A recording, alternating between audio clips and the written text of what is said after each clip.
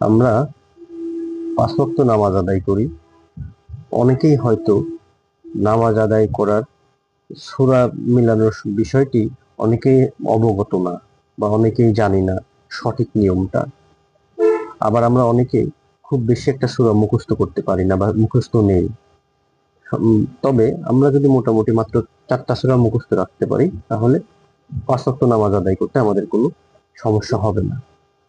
এখন আমরা জানবো সূরা ফাতিহার পরে কোন নামাজে সূরা ফাতিহার সাথে সূরা মিলাতে হবে এবং কোন নামাজে সূরা ফাতিহার সাথে সূরা মিলাতে হবে না এর সঠিক নিয়ম। চলুন আমরা দেখি স্ক্রিনে। মাত্র 4 সূরা দিয়ে সব নামাজ পড়ার নিয়ম। মনে করুন আপনি মাত্র 4টি সূরা পারেন, সূরা লাহাব, সূরা ইখলাস, সূরা ফালাক ও সূরা নাস। এই 4টি সূরা ছাড়া আর কোনো সূরা পারেন না, তাহলে সকল নামাজ পড়া যাবে।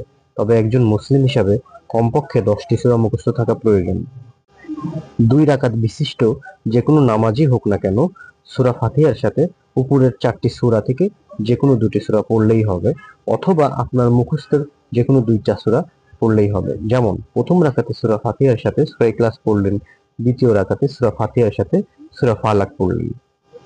যদি নামাজটি হয় 4 রাকাত বিশিষ্ট সুন্নত বা নফল নামাজ, তাহলে সূরা ফাতিহার সাথে উপরের 4টি সূরার সিরিয়ালে প্রতি রাকাতে পড়লেই হবে।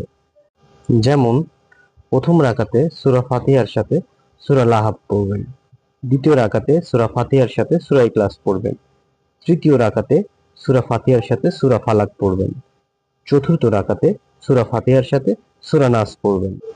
যদি নামাজটি হয় 3 বা 4 রাকাত বিশিষ্ট ফরজ নামাজ, তাহলে সূরা ফাতিহার সাথে যে কোনো 2টি সূরা পড়লেই হবে।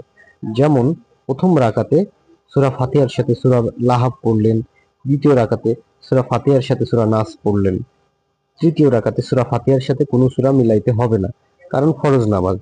চতুর্থ রাকাতে সূরা ফাতিহার সাথে কোনো সূরা মিলাইতে হবে না, কারণ ফরজ নামাজ।